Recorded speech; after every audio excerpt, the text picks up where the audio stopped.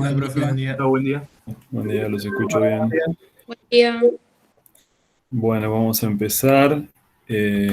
Hoy tenemos que empezar con tema nuevo, que es óptica. Les cuento una cosita para un pormenor, para que sepan. Ustedes dirán, ahora empieza con un tema nuevo que nada que ver. Bueno, en realidad, cuando discutimos el cronograma para los exámenes, en principio tocaba tomar esta semana el segundo parcial, a comienzo del cuatrimestre, ¿no? Cuando planificamos todo. Y bueno, varios pensamos que era mejor darle una semana más para que ustedes puedan madurar el tema del cuerpo rígido, que es un tema complejo. Pero bueno, eso hace que hoy, por ejemplo, tenemos que estar dando un tema que no entra en el segundo parcial. ¿Está bien? Lo hacemos para que ustedes tengan más tiempo para poder estudiar cuerpo rígido. Yo sé que los últimos días son muy importantes, ¿no? Falta una semana y un día. En el programa original, en principio tocaba hacerlo mañana. Es preferible que tengan más tiempo para estudiar, pero eso implica, bueno, que tenemos que dar un tema nuevo, que es óptica geométrica, que lo vamos a hacer hoy y el martes. Es un tema que van a ver que el tercer parcial, si bien son varios temas, la complejidad matemática y conceptual no es muy elevada. Van a ver que es mucho más simple que cuerpo rígido. Eso significa igual que tienen que estudiar, que hacer los problemas, pero van a ver que los problemas salen mucho más fáciles. Otra cosa que quería comentarles, cambiando de tema, es que el examen se va a hacer en el campus de evaluación, que es el campus 2. Yo creo que la gran mayoría de ustedes ya están matriculados en ese campus, ¿no? Porque han hecho, por ejemplo, el parcial de análisis 2. ¿Es así? ¿Hay alguien que no esté matriculado? Sí. En principio, todos estarían matriculados, entiendo yo. Vamos a hacerlo ahí. Este campus anduvo bien, así que bueno. Vamos a empezar con óptica geométrica. Bueno, digamos, ¿qué es la óptica? Es la parte de la física que estudia la luz, su comportamiento, sus propiedades, así como la construcción y uso de instrumentos ópticos, ¿no? Óptica geométrica tiene una parte de instrumentos ópticos. Vamos a ver distintos instrumentos ópticos. Durante la historia de la humanidad, la luz fue motivo de disputa, de controversia, no se sabe bien qué era, había distintos modelos. En el siglo XIX, con el avance del estudio de la electricidad y el magnetismo, a lo largo del siglo XIX, esto lo van a ver bien en Física 2, a lo largo del siglo XIX, o sea, del año 1800 en adelante, hasta 1900, digamos, hubo muchos investigadores, muchos científicos, muchos inventores que hacían experimentos con la luz, con electricidad, o sea, con cargas eléctricas, con imanes, con magnetismo. Y hubo un señor a fin del siglo XIX, en el año 1870, que de alguna manera hizo como una síntesis de todo lo que se conocía de la electricidad y el magnetismo, y llegó a una ecuación vinculando todos esos estudios que se hacían, llegó a una ecuación de una onda, que después lo vamos a entender mejor lo que es una onda después del segundo parcial, ahí vamos a empezar con ondas. Pero lo interesante es que este señor que se llamó Maxwell, un señor inglés, llegó a una ecuación donde vinculando los fenómenos eléctricos y magnéticos, se llegaba a una ecuación de una onda donde cuando medían la velocidad de la onda, o sea, cuando se determinaba la velocidad de la onda a partir de las ecuaciones, daba la velocidad de la luz, ¿no? Que como ustedes supongo que sabrán, es un número muy grande. La velocidad de la luz es un número cercano a 300.000 kilómetros por segundo. O sea, en un segundo hace 300.000 kilómetros. La velocidad no es infinita, pero es muy grande. ¿Sí? Entonces, si bien fue motivo de controversia, a partir de lo que hizo Maxwell, se sabe que la luz es un fenómeno ondulatorio de naturaleza electromagnética. Esto lo vamos a entender un poquito más cuando veamos óptica física, Y lo van a entender aún más cuando vean Física 2. Entonces, bueno, hablamos de ondas electromagnéticas o de radiación electromagnética. Acá en esta fotito que tenemos ahí, tenemos dos fenómenos, o mejor dicho, tenemos, o podemos inferir dos fenómenos ópticos. Uno es, bueno, acá se ve el arco iris, ¿no? Que es con la luz visible. El arco iris se da con la luz visible. Hoy vamos a dar una breve explicación del arco iris. Y el otro está vinculado, fíjense que acá hay una serie de radares, ¿no? Los radares, estos de aquí, ¿qué es lo que están detectando? Bueno, pueden estar detectando, por ejemplo, ondas de radio. Ondas de radio. Probablemente esos radares estén ahí para detección de ondas de radio del espacio exterior, ¿no? Entonces, lo interesante que es cuando hablamos de luz, uno dice, cuando hablan de luz, históricamente se pensaba, hasta Maxwell, ¿no? O un poquito antes de Maxwell quizás, que la luz era lo que veía el ojo humano. Bueno, lo que ve el ojo humano en realidad es una porción muy pequeña de luz, es lo que se llama el visible, ¿no? Hay distintos rangos. El visible es lo que ve el ojo humano. Pero hay otro tipo de luz que se diferencia, ahora vamos a ver por qué, y recibe otros nombres. Por ejemplo, la radiación ultravioleta, que hace tan mal a la piel, ¿no? La radiación ultravioleta que viene del sol también, es luz. La radiación ultra UV, cuando dicen UV, es luz, ¿no? Llega del sol. En principio, en la atmósfera terrestre, en realidad, el ozono de la atmósfera filtra la radiación ultravioleta.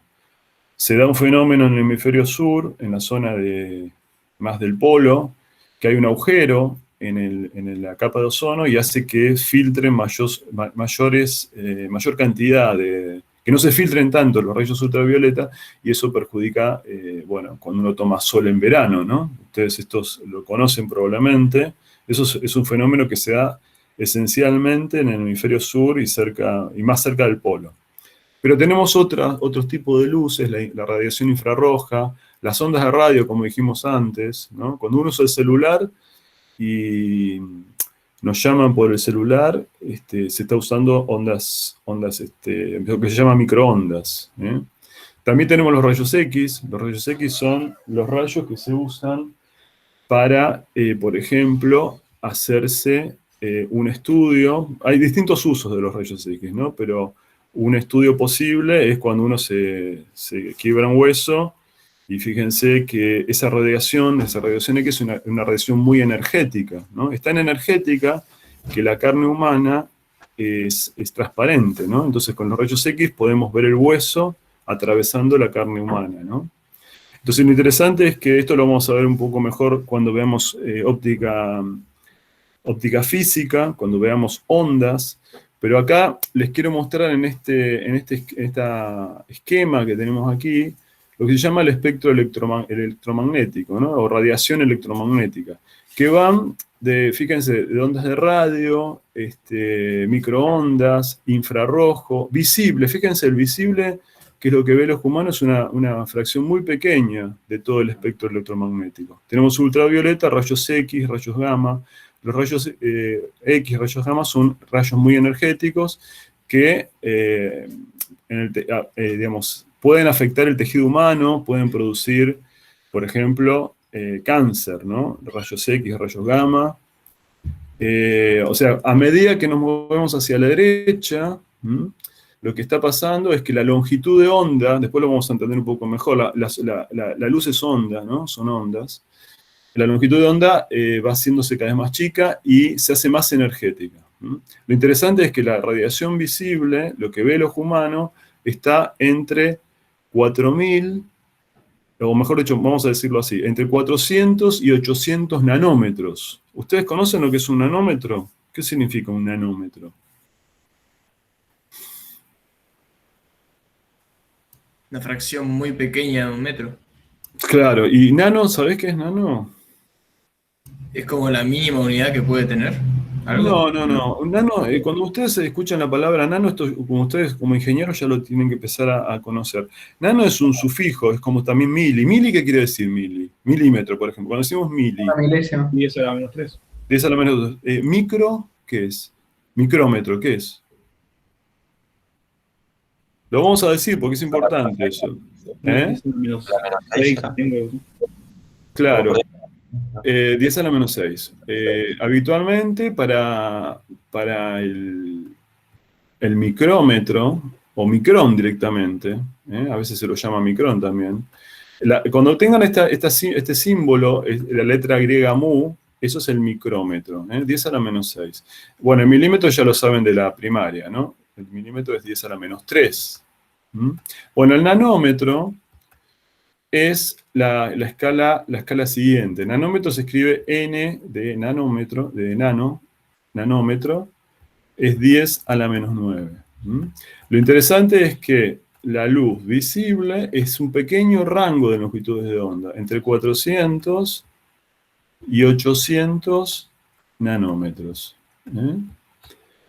Esta es la luz visible, es lo que detecta el ojo humano. El ojo humano es un aparato muy especial, ¿no? Que detecta luz, pero en un rango muy pequeño. Si aumentamos la longitud de onda, pasamos a la región del infrarrojo. Si disminuimos la longitud de onda, pasamos a la región del ultravioleta. Y si seguimos disminuyéndola, pasamos a rayos X, y aún más chicos son los rayos gamma. Esto acá, a medida que nos movemos para allá, se hacen más energéticos. Que sean más energéticos significa que pueden producir daños, por ejemplo, en los tejidos. ¿Sí? ¿Está bien? Esto lo vamos a seguir viendo, lo que es una onda, es una pequeña introducción nada más. No se hagan historias si no conocen mucho, pero sí quería comentarles que la luz no es solo lo que vemos, es una cosa mucho más amplia, ¿no? Y tiene fenómenos, así como uno tiene leyes para la luz visible, esas leyes también siguen valiendo en buena medida para el resto de los rangos de la luz. Bueno, la mayoría de los fenómenos ópticos pueden explicarse usando conceptos asociados a fenómenos eléctricos y magnéticos, ¿no? A partir del desarrollo que hizo Maxwell a fines del siglo XIX, que buena parte van a ver en Física 2, se pueden explicar un montón de fenómenos ópticos. Pero bueno, la óptica fue algo histórico también, ¿no? O sea, no sé si ustedes conocen algún inventor antiguo o de edad media, o de edad quizás más que moderna, que haya hecho algún instrumento óptico. ¿Conocen alguno? Muy conocido, un tipo muy conocido. Descartes. Sí, y otro que miró Galileo. Galileo, ¿no? Galileo fue el que hizo el primer telescopio, y él no sabía nada que la luz era un fenómeno electromagnético, ¿no? La óptica práctica tiene siglos, y a veces utiliza, o no, a veces no, y utiliza modelos simplificados. Nosotros vamos a empezar con uno de los modelos simplificados, que es la óptica geométrica. La óptica geométrica es uno de los modelos simplificados. Después de ver óptica geométrica, en la materia vamos a continuar con lo que se llama ondas mecánicas, y ya nos vamos a meter un modelo un poco más sofisticado de las ondas, ¿no? Que es la óptica física, ¿no? Pero bueno, en estas dos clases lo que vamos a introducir es el concepto de la óptica geométrica. Y para el final del cuatrimestre, que no va a ser dentro de tanto, ¿no? Yo estuve mirando recién el cronograma, el 2 de julio es el segundo parcial, el viernes que viene. El tercer parcial es el 30 de julio, 4 semanas después, no tenemos tanto tiempo. Bueno, al final del cuatrimestre vamos a ver el concepto de óptica física, que es pero bueno, básicamente la óptica física está asociada con el modelo ondulatorio de la luz.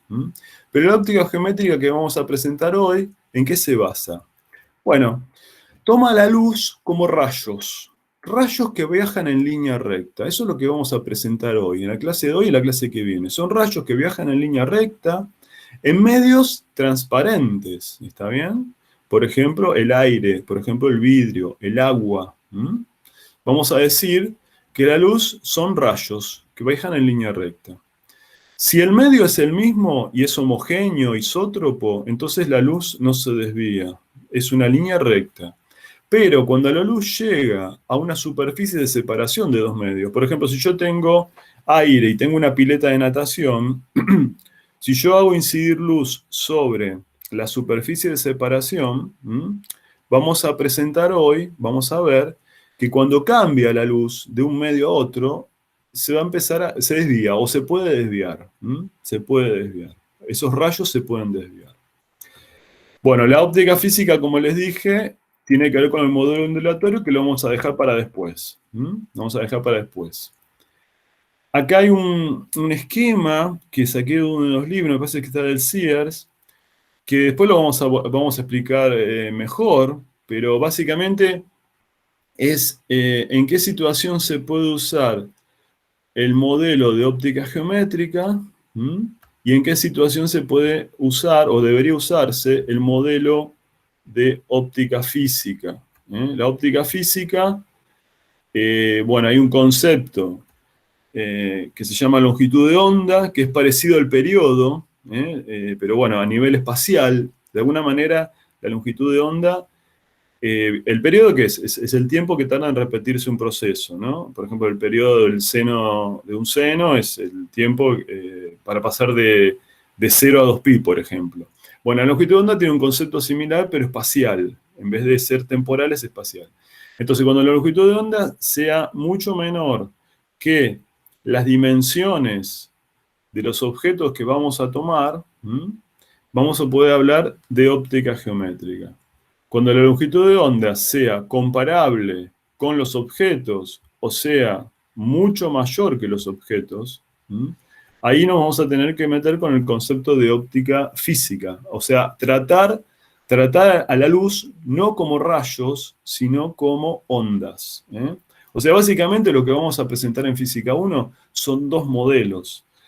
El modelo de óptica geométrica, que trata la luz como rayos, y el modelo de óptica física, que trata la luz como ondas. Cuando tenemos objetos cuyas dimensiones son del orden de la longitud de onda de la luz o mucho más grandes, ahí hay que sí o sí tratar a la luz como si fuera una onda. Pero eso lo vamos a dejar para después. Hoy vamos a presentar la óptica geométrica. Profe, Sí. ¿la óptica geométrica sería como un caso ideal para tratar a la luz? Es un caso, a ver, yo no diría un caso ideal, porque la óptica geométrica tiene un rango de validez, diría yo. ¿Está bien? Tiene un rango de validez. Hay, bajo ciertas circunstancias que vamos a ir entendiendo a lo largo de estas semanas, vamos a entender cuándo vale la óptica geométrica. Básicamente la óptica geométrica va a valer, como te dije, acá esto está sacado del libro del Szymanski.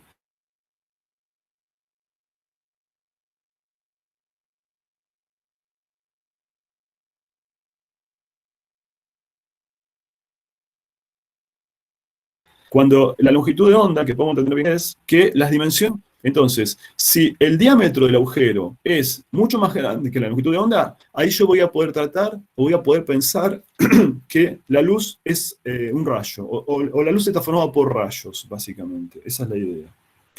Entonces, la óptica geométrica es válida. De hecho, cuando uno va al oculista y le mide, por ejemplo, qué tan miope es uno, o los defectos de los ojos, los defectos que uno tenga, las enfermedades que tenga en los ojos, o cómo se diseña, cuando uno va a una óptica, cómo se diseña un lente, ¿no? Para corregir los efectos de visión, se usa la óptica geométrica. No es que la óptica geométrica sea una cosa ideal, se usa y se usa mucho.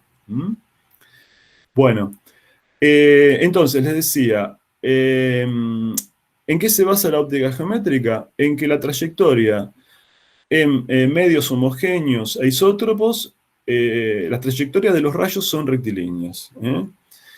Hay un concepto también que es el concepto de reversibilidad de los caminos de los rayos, ¿no? ¿Eso qué quiere decir? Que si un rayo de luz recorre una serie de medios en un sentido, también lo puede recorrer en sentido contrario y va por los mismos lugares. Eso significa la reversibilidad de los caminos ópticos.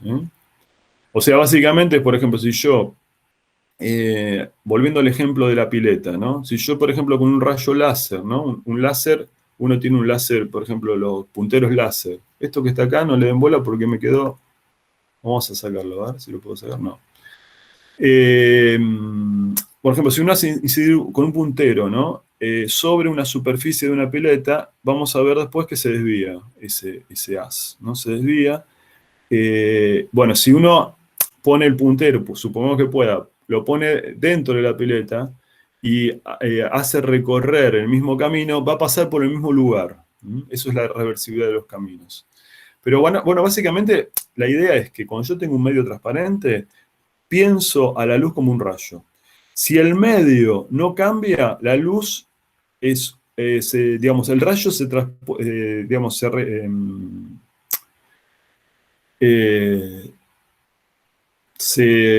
¿cómo sería el verbo? No me sale el verbo. Pero bueno, la idea es que Sí, mantiene su trayectoria, digamos. mantiene su trayectoria recta, digamos, no se desvía, esa es la idea. Se va a desviar cuando hay un cambio de medio. Entonces, hay dos leyes básicas en que está basada toda la óptica geométrica, que quizás algunos de ustedes, si lo vieron, probablemente lo hayan visto en el secundario. Hay dos fenómenos que es la reflexión y la refracción. Acá vamos a presentar el primero, la reflexión. ¿Qué es la reflexión?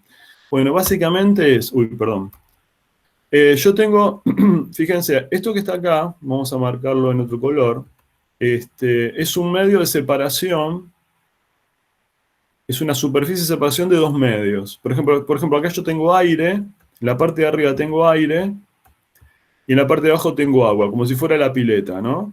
Entonces, si yo tiro un rayo, hago incidir un rayo, hay un rayo, por ejemplo, un rayo láser incide, un puntero láser incide sobre la superficie, vamos a decir que respecto a la normal, bueno, incide con un ángulo θ incidente, vamos a llamarlo, ¿no? Θ incidente. La primera ley, que es la ley de reflexión, nos dice que, bueno, parte de la luz se va a reflejar, se refleja. Lo interesante es que la ley de reflexión nos dice que el ángulo reflejado es igual al ángulo incidente. Esa es la primera ley, ¿no? Que a veces se lo llama primera ley de Snell, ¿sí? No sé si lo vieron en el secundario, pero bueno, se las cuento. La primera ley de Snell es una ley que nos indica en el fenómeno de reflexión cuál es el ángulo reflejado si conozco el ángulo incidente. Lo importante también acá es mencionar es que el rayo incidente, el rayo reflejado y la dirección normal a la superficie están en el mismo plano, ¿no? O sea, estas cosas están en el mismo plano. Y luego que el rayo incidente y el reflejado verifican la regla de reflexión, que es que ambos ángulos son iguales. ¿Cómo se mide el ángulo? Bueno, se mide con respecto a la normal. Esta línea punteada es la normal a la superficie de separación de los dos medios. Bueno, ustedes me van cortando si no se entiende algo, ¿no? Entonces, esta es una ley fundamental que vamos a usarla bastante hoy. La otra ley fundamental es la ley de refracción. Que lo que dice es que, bueno, cuando yo tengo un ángulo, un rayo incidente en la superficie de separación de dos medios, yo tengo acá de nuevo una superficie de separación. Por ejemplo, tengo aire y tengo agua. Parte de la luz se refleja. ¿Qué quiere decir que se refleja? Vuelve al mismo medio. Viene del aire y vuelve al aire. ¿Está bien? Pero parte se refracta. La luz que se mete en el segundo medio lo llamamos fenómeno de refracción. Una cosa es la refracción y otra cosa es la reflexión. ¿Está bien? Bueno, lo interesante es que cuando se refracta, el haz cambia la dirección. El ángulo transmitido, a veces también se lo llama. Esta T es de transmitido. Esta R es de reflejado, esta es de transmitido. El ángulo transmitido o refractado también se lo llama. Transmitido o refractado. es distinto al ángulo incidente, transmitido o refractado. ¿Y cómo se determina? Bueno, se determina analizando o conociendo un coeficiente, ¿sí? Cada medio tiene un coeficiente, un valor, un número, que se llama índice de refracción. ¿El índice de refracción qué es? Es un parámetro. Es un parámetro que dice varias cosas que vamos a aprender hoy. Pero bueno, es un parámetro óptico. Es una manera de caracterizar ópticamente a los medios transparentes. Ya les advierto una cosa. El índice de refracción es del vacío, o sea, es 1, ¿no? El índice de refracción del vacío es 1. Todo otro medio tiene un índice de refracción mayor o igual al del vacío. Por ejemplo, el del aire que es muy parecido al vacío, bueno, no necesariamente, bueno, pero ópticamente es muy parecido. El índice de refracción del aire también es 1. El índice de refracción es una variable adimensional, no tiene dimensiones, es adimensional. ¿Sí? Adimensional. También el índice de adimensional. También el índice de refracción tiene que ver con la velocidad de la luz en el medio dividido la velocidad de luz, perdón, ¿cómo es? La velocidad de la luz en el vacío dividido la velocidad de luz en el medio, ¿no? O sea, eso es un parámetro que también nos da idea de cómo se determina o qué es el índice de refracción. ¿El índice de refracción para qué sirve? Bueno, el índice de refracción sirve para determinar el ángulo refractado, pero también para determinar la velocidad de la luz en el medio.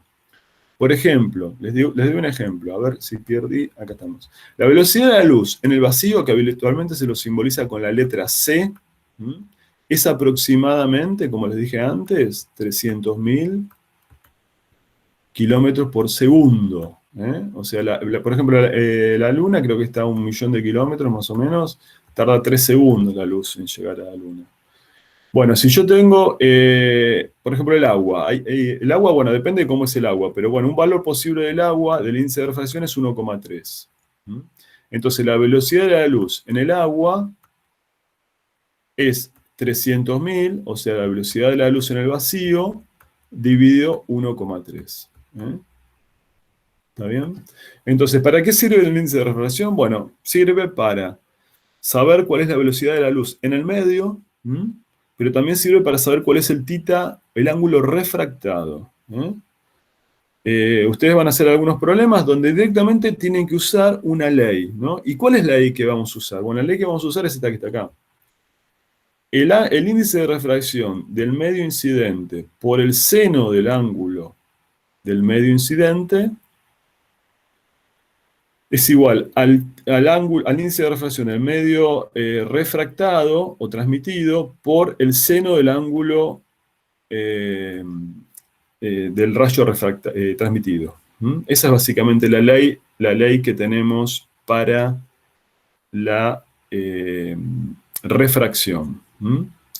Lo interesante es que como cada medio tiene un índice de refracción distinto, puede pasar que el rayo refractado se acerque a la normal. ¿Eso qué quiere decir? Que el θ transmitido es menor que el θ incidente, o que se aleje. Bueno, ¿saben de qué depende eso de que se acerque o que se aleje? Bueno, depende de si del valor del ángulo, perdón, del valor del índice de refracción. Si el índice de refracción es mayor, ¿no?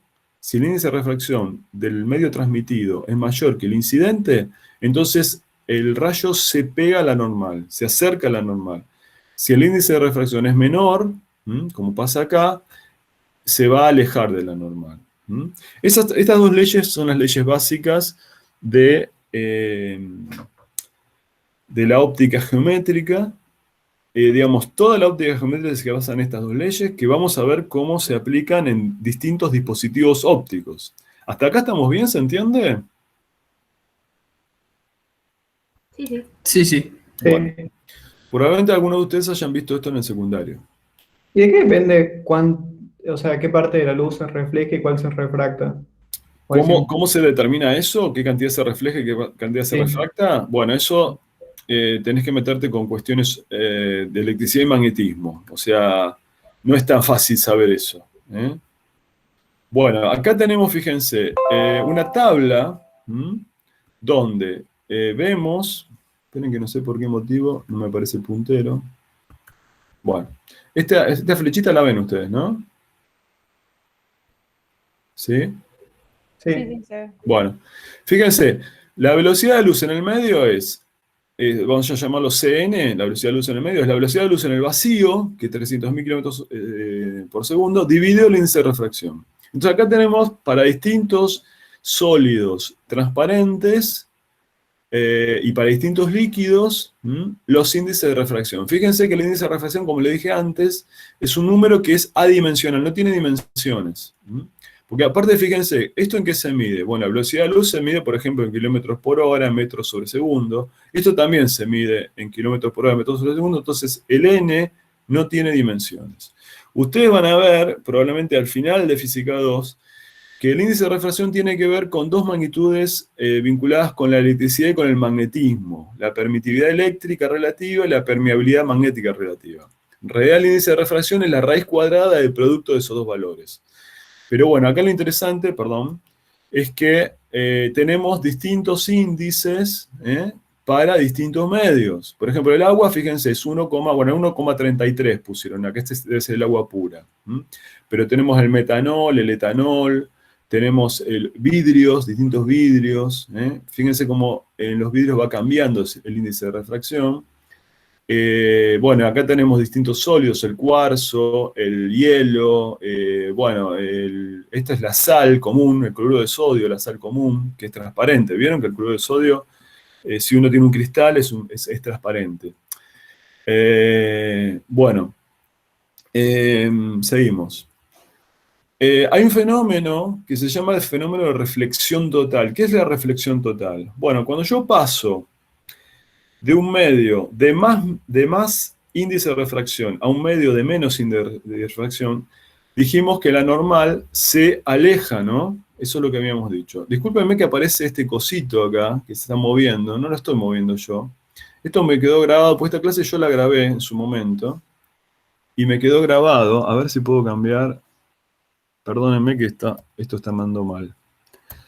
Bueno, lo que quiero contarles es el fenómeno de reflexión total. ¿Qué es la reflexión total? Bueno, básicamente la idea, a ver, no puedo poner el puntero, bueno. Fíjense, por ejemplo, supongamos que el medio de acá abajo sea agua, este de acá abajo sea agua, y este de acá arriba sea aire. Vamos a hacer una cuenta para que ustedes vean. Fíjense, vamos a hacer esto. Vamos a llamarlo medio A, este de acá lo vamos a llamar medio B. El medio B es aire, o sea, el índice de refracción es 1. El medio A es agua, supongamos que es agua pura, que es 1,33. Y supongamos que yo hago incidir vamos a tomar esto, supongamos que yo pongo acá 30 grados. ¿Sí? Hago incidir con 30 grados. ¿Cómo hago para calcular el ángulo transmitido? Pasamos de aire a agua. ¿Cómo hago para calcular el ángulo transmitido? ¿Qué cuenta tendría que hacer, dijimos? Con la ley de Snell. Con la ley de Snell. Entonces ponemos 1,33, ¿no? Esta es la cuenta que hay que hacer. 1,33. Supongamos que pongo el tita incidente 30 grados. Por seno de 30 es igual a 1 por el seno de tita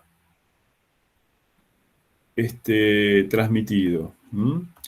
Tienen que buscar la calculadora, o si ustedes me dan la... Si tienen calculadora por ahí sería mejor, porque no la encuentro.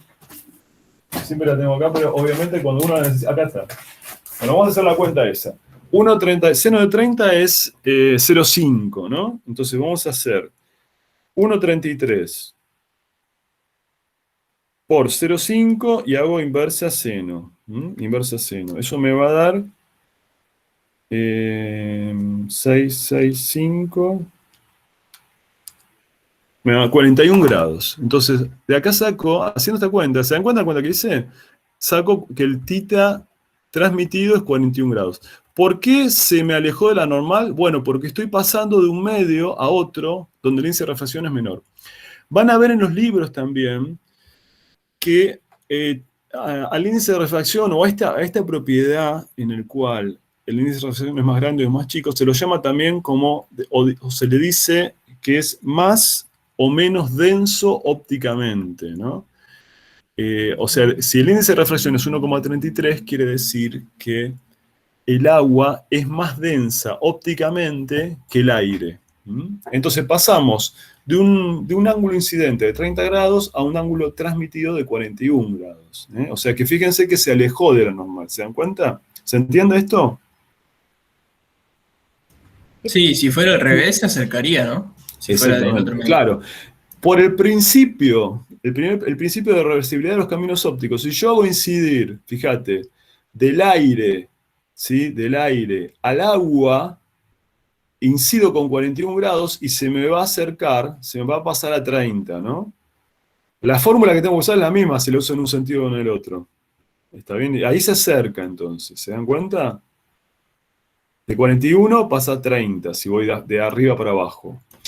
Bueno, ¿qué es el fenómeno de reflexión total? El fenómeno de reflexión total es aquel en el cual no hay luz refractada. No hay luz refractada. Fíjense, a medida que yo voy aumentando el ángulo incidente, a medida que lo voy aumentando, el ángulo refractado se hace cada vez más grande. Hay un valor crítico en el cual el ángulo refractado es 90 grados. Entonces, para ese ángulo crítico, no hay luz que pasa al otro medio. No hay luz que pasa al otro medio. Entonces, toda luz se refleja. ¿Cómo se determina ese ángulo crítico? Bueno, haciendo que el ángulo refractado sea 90 grados. Eso creo que está puesto por acá, me parece. ¿Y cómo hacemos? Bueno, si yo pongo que el refractado es 90 grados, ¿el seno de 90 cuánto es? 1. 1. El seno de 90 es 1. Entonces, el ángulo crítico, acá pondríamos ángulo crítico, es el ángulo, el índice de refracción del medio 2 dividido el índice de refracción del medio 1. Para estos ángulos, para titas mayores o iguales que el tita crítico, para titas mayores o iguales que el tita crítico, no hay luz refractada. Por ejemplo, en este caso, ¿cuánto me da esa cuenta? Si hacemos 1 dividido 1 dividido 1,33, eso me da 48,7 grados. O sea, el ángulo crítico para pasar de agua a aire es 48,7 grados. ¿Eso qué quiere decir? Que si yo hago incidir luz, no sé si se ve esta imagen acá, fíjense, acá tenemos una fuente de luz que tiene distintos rayos. Fíjense, pasamos de agua a aire. Acá arriba hay aire. Acá hay aire. Y abajo es agua. ¿Sí? Fíjense, cuando el ángulo es menor a 48 grados, vamos a tener luz que se refracta. Cuando el ángulo es mayor a 48 grados, toda la luz se refleja, no hay nada que se refracta. Ese es el concepto de reflexión total. Es una idea que creo que hay un problema en la guía, ¿no? O sea, todos estos conceptos son cosas nuevas que tienen que ir estudiando ustedes, tienen que ir aprendiendo, pero no son cosas complicadas, como pueden ver. ¿Alguna pregunta hasta acá? ¿No hay preguntas? ¿Están interesados en esto? Perdón, estoy copiando. Sí, vamos bien. Es muy interesante eso. Sí, sí, está bueno ese tema. Bueno, perfecto. Van a ver que es más fácil que lo que estamos haciendo. Marcelo, ¿el ángulo crítico qué era? O sea, ¿Cómo? el ángulo crítico, ¿qué determinó? El ángulo crítico es aquel en el cual, si vos haces incidir, ¿no? Haces incidir un ángulo, un rayo con un ángulo mayor o igual al ángulo crítico, toda la luz se refleja, no hay nada que se refracta. El ángulo crítico siempre se da cuando paso de un medio más denso a un medio menos denso ópticamente. Al revés no se da, ¿eh? Al revés no tenemos ángulo crítico. Para tener ángulo crítico, para que se dé el fenómeno de reflexión total, yo tengo que tener, tengo que tener luz pasando de un medio más denso a un medio menos denso ópticamente. ¿Mm? ¿Está bien? ¿Se entiende? Bueno, vamos a introducir la reflexión y la refracción de la luz en las superficies planas. En las superficies planas. ¿Sí? Pero, Sí. no, yo pensando en el tema. Para que no te escucho, tengo muy bajito. Dale, decime, ¿sí? ¿Cómo? En la reflexión total, ¿cómo veríamos algo, poner un objeto que esté. Nosotros estamos abajo de una pileta, por ejemplo, Sí. y si un objeto lo ves en el ángulo correcto, no ves nada, ¿no? Porque. No vas a verlo. No lo vas a ver. Si estás justo con un ángulo en el cual estás por fuera de la, digamos, no se ve directamente. No la ves. Claro. Bueno, vamos a ver, nosotros vamos a trabajar con dos tipos de superficie. ¿Qué quiere decir superficie plana? Bueno, yo tengo un medio de separación, por ejemplo, una superficie de una pileta, tengo agua, tengo aire. Esto es una superficie plana, ¿está bien? Cada medio tiene su índice de refracción, el medio del aire, el medio del agua, el índice de refracción del agua. Estos superficies planas es lo más simple que podemos hacer. Todos los instrumentos ópticos se basan en, como ustedes conocen, o seguramente han visto muchas veces, en superficies esféricas o curvas en principio. Cuando yo hablo de una lente, nosotros vamos a ver lentes, espero que la clase que viene, una lente, como ustedes conocen, son superficies curvas. Nosotros las vamos a aproximar por esferas. Lo que vamos a presentar hoy es el caso más simple, que es las superficies planas, ¿no? La reflexión y la refracción en superficies planas.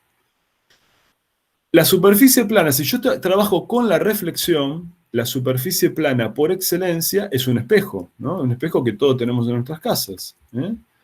Fíjense, un espejo. En un espejo, supongamos que tengo un objeto, acá un objeto P. No sé si ustedes ven en mi cursor. Sí, profe. Bueno, Sí, acá, sí, acá tenemos un espejo. Perdón, tenemos un espejo. Está acá el espejo. Y tenemos un objeto luminoso.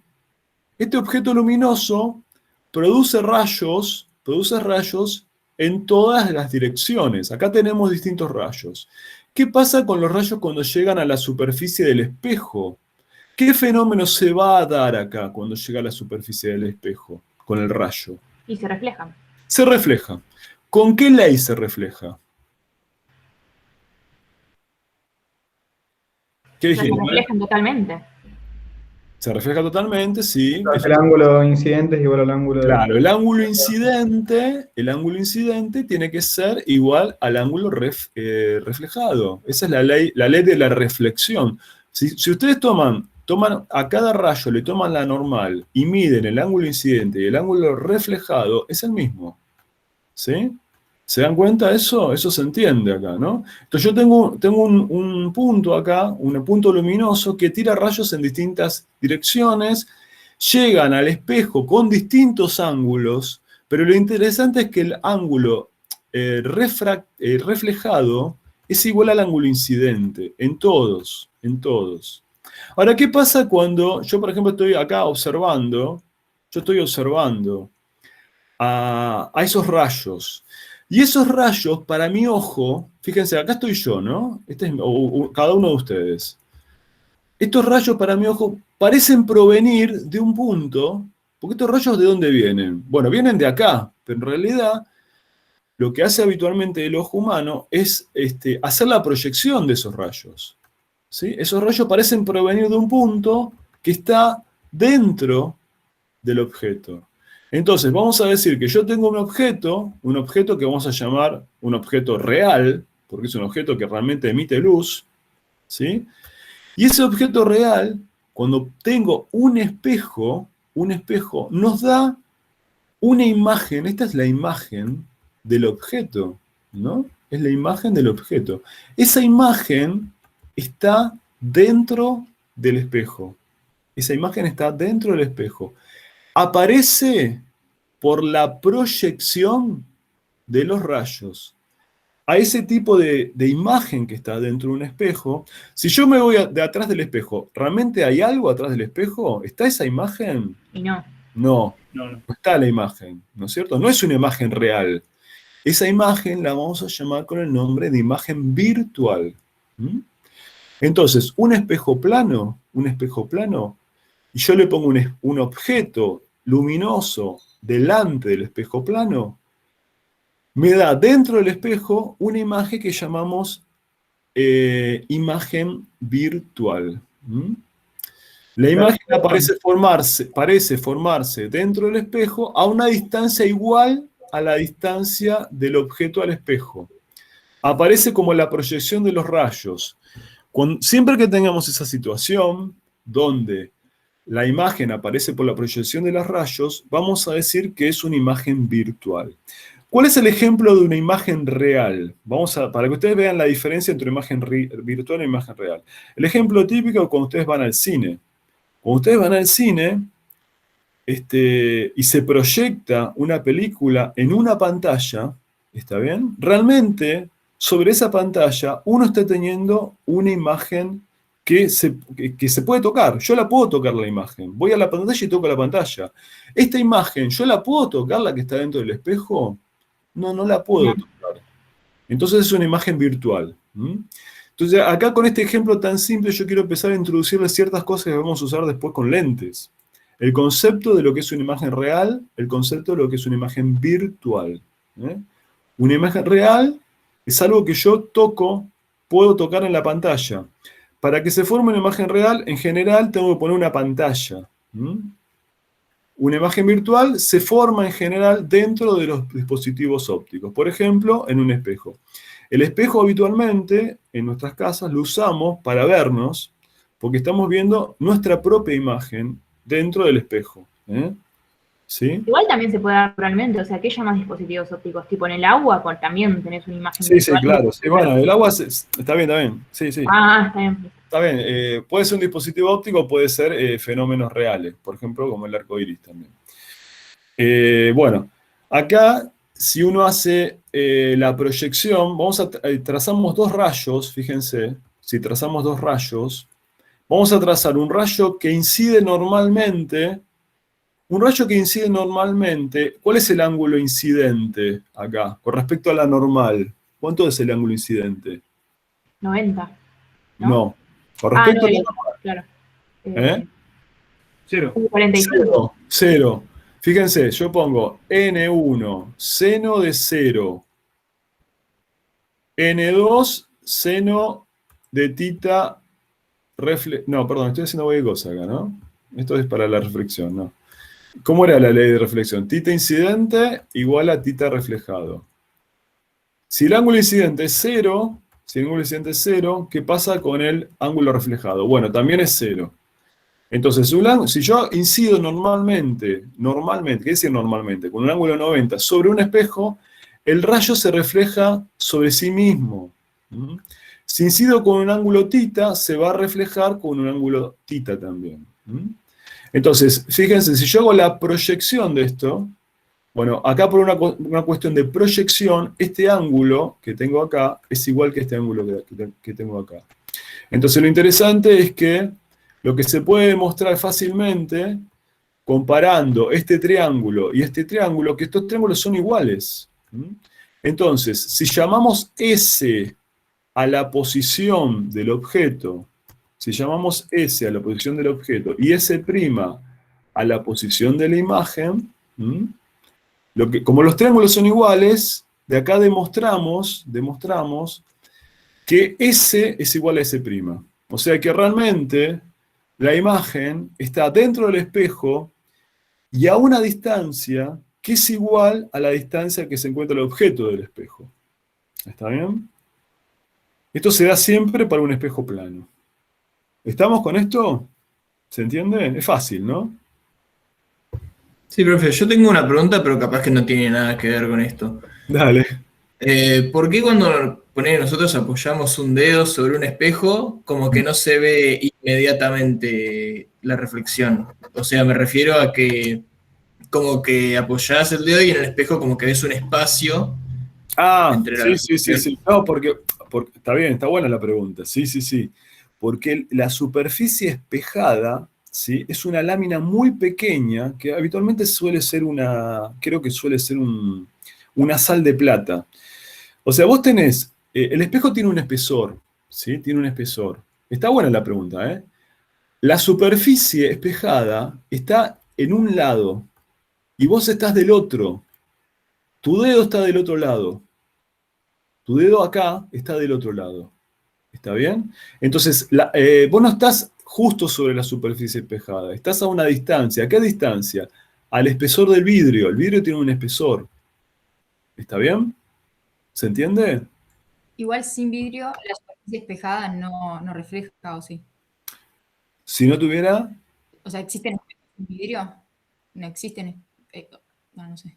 Bueno, sí, sí. ¿Y Espejos sin vidrio. el tema es dónde estaría... dónde estaría... ¿Dónde la tendrías? El tema es que vos tenés, en el caso de un espejo, vos tenés una zona que es vidrio. El vidrio es algo que es transparente, ¿eh? Entonces, tu dedo, Claro, como si no seguiría su camino, digamos. O sea, si no tuviera superficie transparente. tu dedo no está tocando la superficie espejada. La superficie espejada es una sal, una cosa que se pone sobre un lado del vidrio. Y vos estás del otro lado. Ese es el tema. ¿Sí? Sí, ahí se entendió perfecto, ahora sí. De nada. Bueno, ¿qué pasa? Vamos a explicar, así como explicamos el fenómeno de reflexión y vimos un caso simple, vamos a ver qué pasa con el fenómeno de refracción. ¿Qué produce el fenómeno de refracción cuando tengo una superficie plana? O sea, nosotros ahora estamos haciendo superficies planas, que es lo más fácil que podemos hacer. Después nos vamos a complicar y vamos a considerar superficies curvas, superficies esféricas, ¿eh?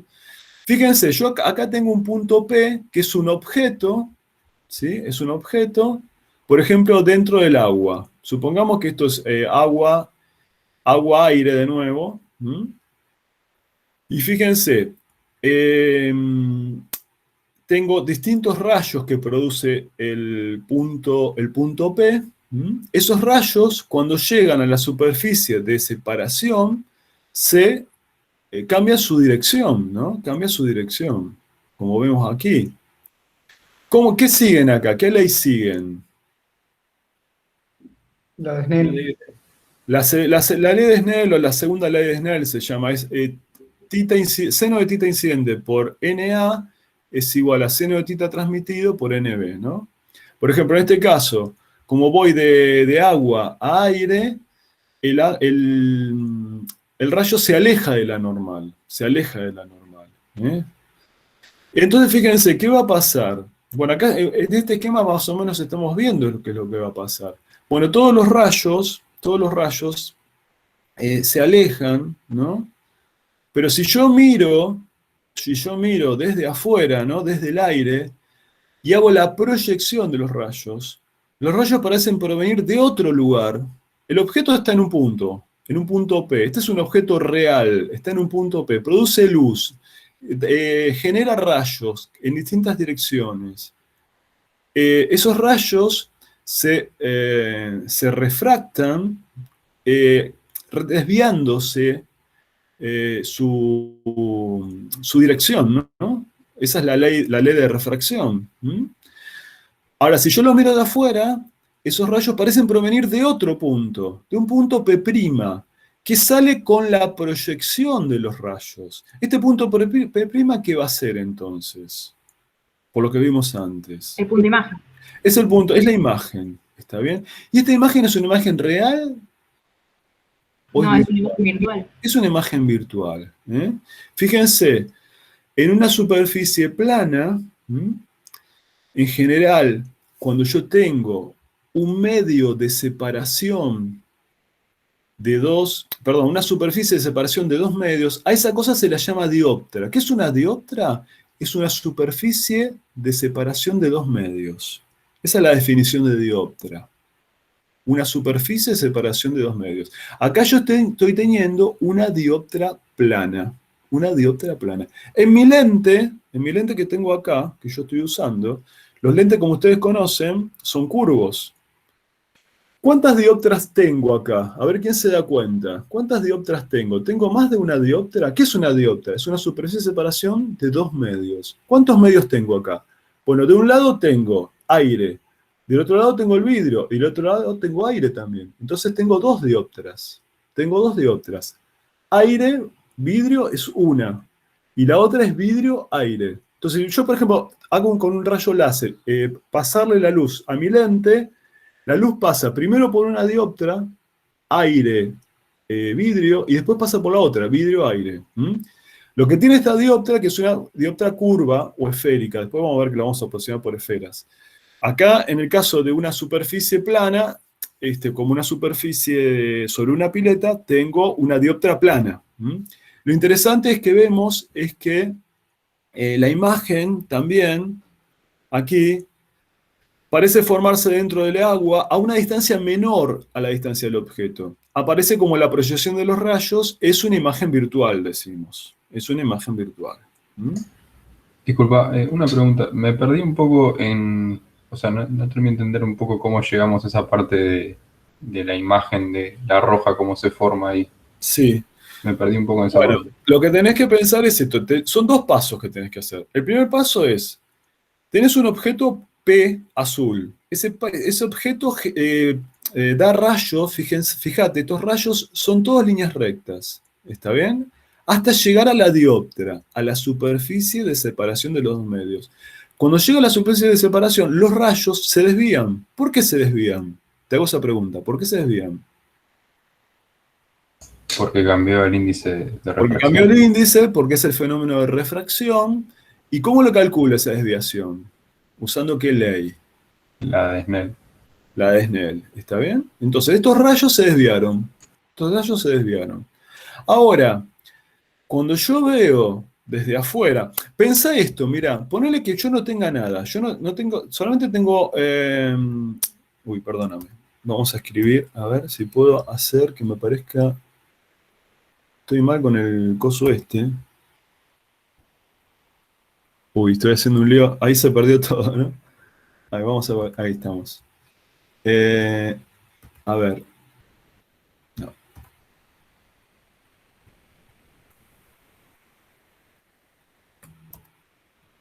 Bueno. Cuando uno quiere hacer algo, nunca va a salir. No. Esto no es. Debe ser este, entonces. Ahí está. Mira. Suponete que vos estás ahí en tu casa, tenés un objeto. Ese objeto, un objeto luminoso, una lamparita de luz. Una lamparita de luz emite luz, rayos en todas direcciones. ¿No? ¿Está bien eso? Una lamparita emite luz en todas direcciones. Si yo la miro, la lamparita, si yo la miro, la lamparita, ¿qué veo la lamparita? La lamparita la veo acá. ¿Y cómo me doy cuenta que está acá? Porque los rayos convergen a un punto. ¿Está bien eso? Olvídate de lo que estamos haciendo a la derecha. Bueno, ahora aplicamos esto acá. Lo que hace el ojo humano es hacer la proyección de los rayos. Los rayos parecen provenir de un punto. Fíjate, si yo hago la proyección de estos rayos, los rayos parecen provenir de un punto que no coincide donde está el objeto. No coincide donde está el objeto. Está más arriba del objeto, está más cerca de la dioptra. ¿Está bien? ¿Se entiende? Sí, ahí lo entendí mejor. Bien. Bueno. Esto, por ejemplo, nos explica por qué cuando yo pongo una bombilla o una pajita, ¿no?, en un vasito de agua, se ve quebrada. Háganlo ustedes. Pongan un palito dentro de un vaso de agua y van a ver que parece quebrado. ¿Pero por qué está quebrado? En realidad, el objeto es este, ¿no? Lo vamos a dibujar acá. Este es el objeto, ¿no? Ahí tenemos el objeto. ¿Y por qué se ve así? Bueno, porque la imagen del objeto que está dentro del agua, que es esta parte que estoy marcando en negro, su imagen no está en el mismo lugar, sino está un poquito más arriba. Por ejemplo, esta parte de acá, tiene su imagen acá, un poquito más arriba. ¿Está bien? Lo mismo pasa cuando, por ejemplo, yo tengo, supongamos, estoy afuera de una pileta y tengo una luz acá. Tengo una luz. Bueno, ¿qué ocurre con la imagen de esta luz? Bueno, la imagen de esta luz parece estar más arriba. No sé si ustedes son de tirarse a las piletas, seguramente que sí, en verano. Todo el mundo se tira a la pileta de cabeza. Y no sé si ustedes observaron que a veces, sobre todo en la parte baja, uno dice, uy, qué bajo que se ve. ¿No les parece eso? Uy, qué bajo que se ve el piso. Pero en realidad, bueno, uno se tira con cuidado. ¿Por qué? Porque la imagen del piso está más arriba de lo que realmente está el piso. Entonces, ¿cómo se determina la posición? ¿Cómo se determina la posición de la imagen de un objeto? Bueno, haciendo la proyección directamente, haciendo la proyección del ángulo incidente, ¿no? Por ejemplo, si yo conozco, ¿se acuerdan que habíamos pasado, creo que este era 30 grados, ¿no? Esto era 30 grados, ¿sí? Esto de acá es, ¿se acuerdan que cuando poníamos agua y aire, cuánto nos dio acá arriba? ¿Se acuerdan el número ese? 41. 41, ¿no? Supongamos que estamos en esa situación. 41,7 creo que era, me parece. Bueno, no importa. ¿Cómo sé? Supongamos que bueno, yo tengo una pileta de natación donde hay un objeto luminoso que está a 3 metros de profundidad. Está a 3 metros de profundidad. ¿Dónde se encuentra la imagen? ¿Cómo la saco? ¿Cómo hago esa cuenta? Bueno, la cuenta que tengo que hacer, fíjense, vamos a hacerla acá, es considerar, a ver, esta distancia. Vamos a llamar esta distancia, la vamos a llamar D. ¿Sí? Entonces, la tangente de 30, supongamos que yo estoy tomando ese ángulo, ¿no? La tangente de 30 es D, cateto opuesto, sobre cateto adyacente, sobre 3 metros, ¿no? ¿Está bien? ¿Está bien eso? ¿Hasta ahí me siguen la cuenta que estoy haciendo? Se perdieron. Sí, Sí, yo sí, sí. profe. Sí, sí. Sí, un poco. Bueno. Entonces, ¿cómo hacemos ahora para sacar?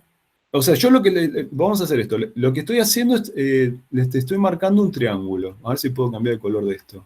Sí, lo puedo cambiar.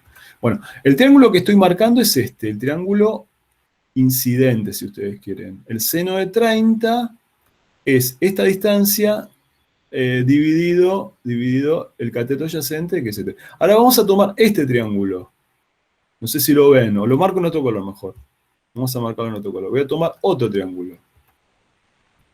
A ver, vamos a marcar con este color. Hoy estoy mal con el coso este. Ahí estamos. Este triángulo es el triángulo de la proyección. ¿No? Es la proyección de mi haz.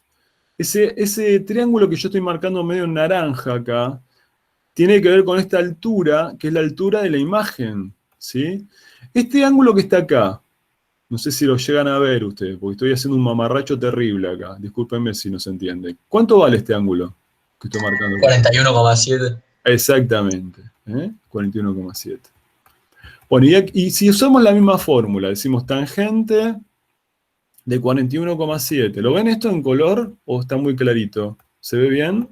No, se ve, se ve. Sí, sí, se ve. La de 41,7 es D sobre H. Entonces, fíjense, estos 3 metros, habíamos dicho. De acá podría sacar cuándo es la altura, ¿no? ¿No es D sobre, ¿Cómo? ¿no es D sobre H'?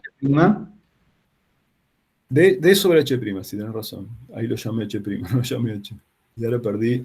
Qué desastre esto del cursor, que no se ve nada. 2,67 me da a mí. Ah, bueno, ¿qué hiciste? Sacaste el D y después despejaste H', ¿no? Sí, sí, sí. Ahí está. Bueno, vamos a corregir acá. O sea que te dio el H', 2, 2,67. está bien. Muy bien. Ahí entonces estamos teniendo un ejemplo donde el piso, que estaba a 3 metros, en realidad está a un poquito más de 2,5 metros.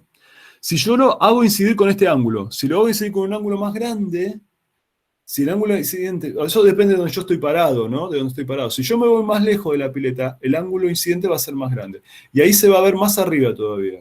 ¿Mm? O sea, donde se ve la imagen depende de donde yo estoy parado. Si yo me voy más lejos, el ángulo incidente es más grande y entonces van a ver que la imagen está más arriba. ¿Mm? Está más arriba. Bueno, quería mostrarles en este ejemplo tan simple, porque medio que nos vamos con lo... medio que me disparo con la explicación y se me va el tiempo. ¿Lo entienden esto? Sí, ahí entendí.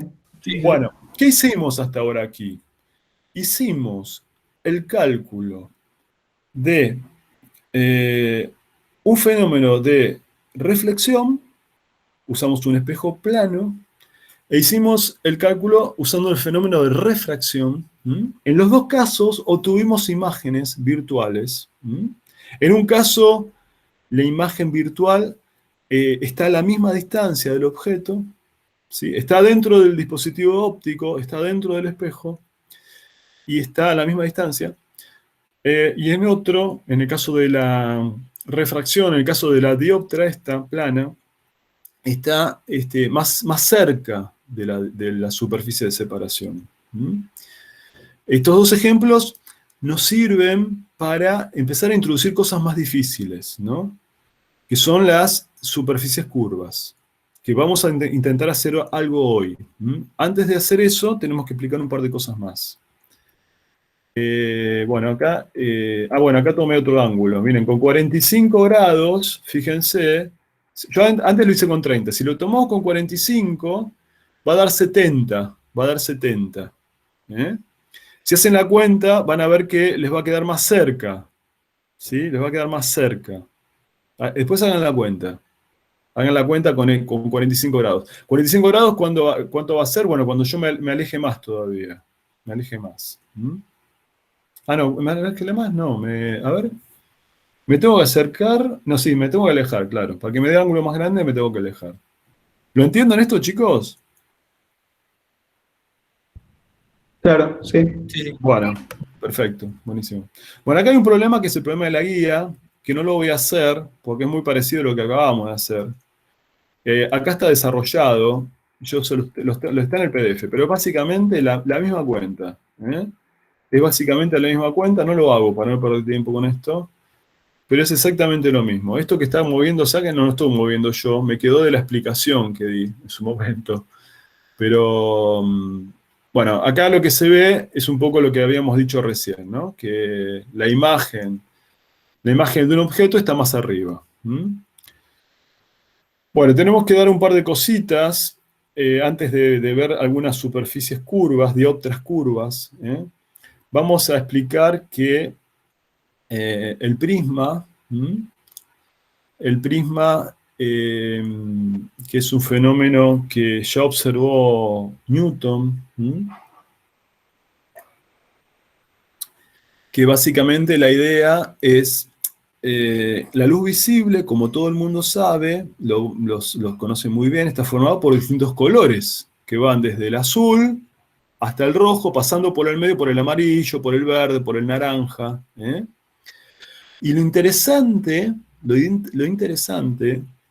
es que el índice de refracción de ciertos materiales, por ejemplo, el material del vidrio, depende del color.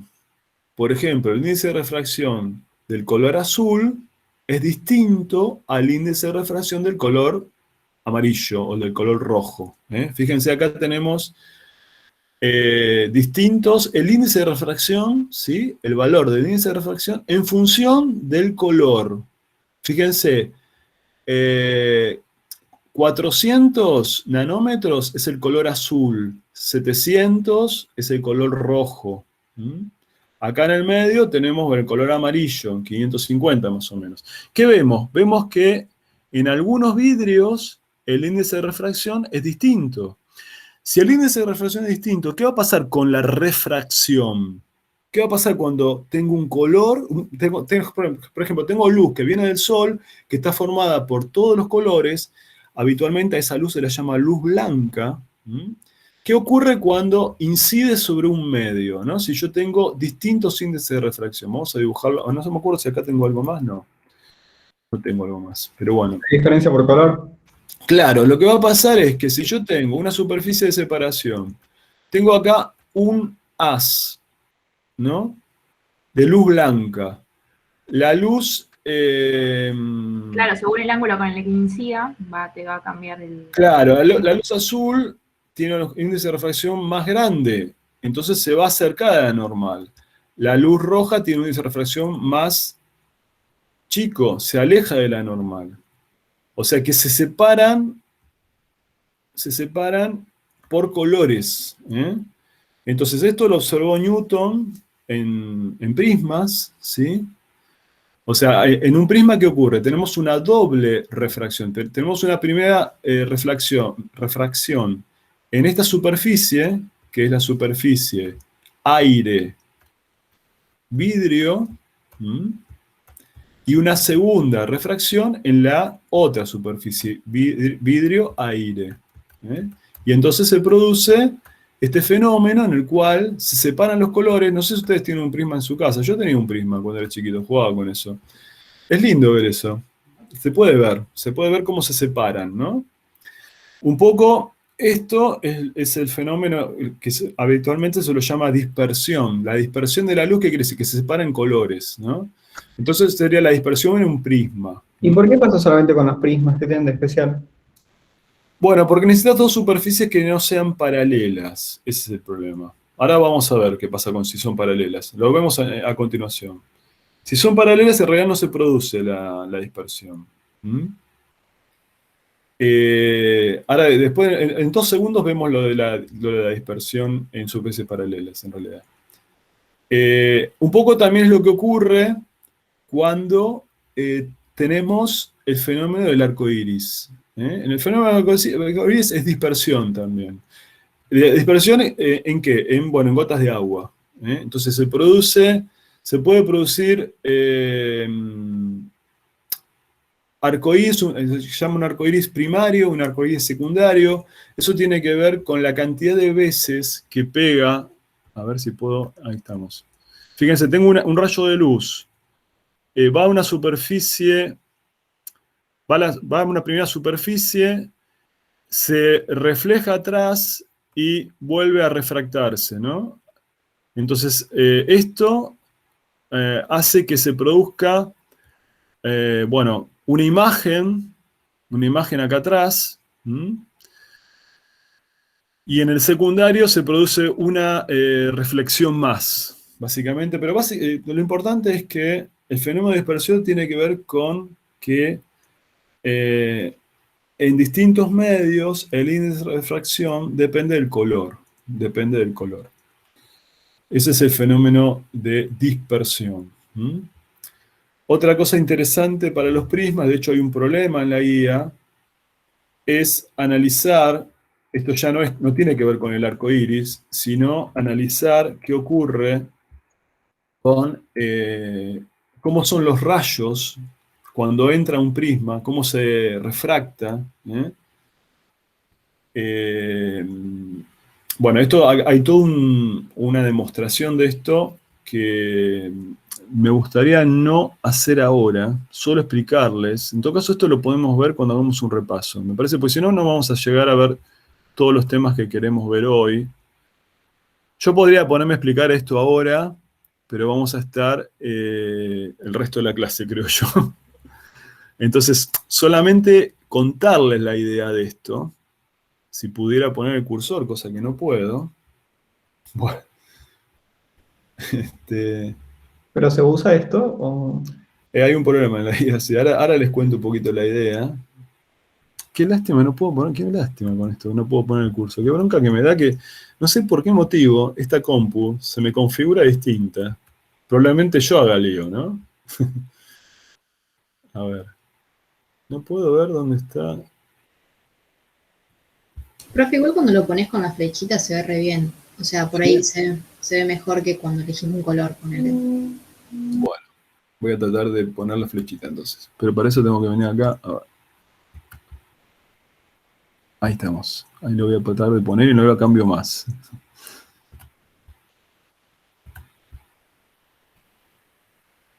Ahí estamos. Bueno, ahí está.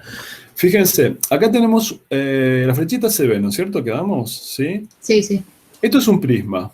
¿Está bien? Acá tenemos un prisma. El prisma se caracteriza por tener un ángulo acá, que es un ángulo importante, es un parámetro del prisma.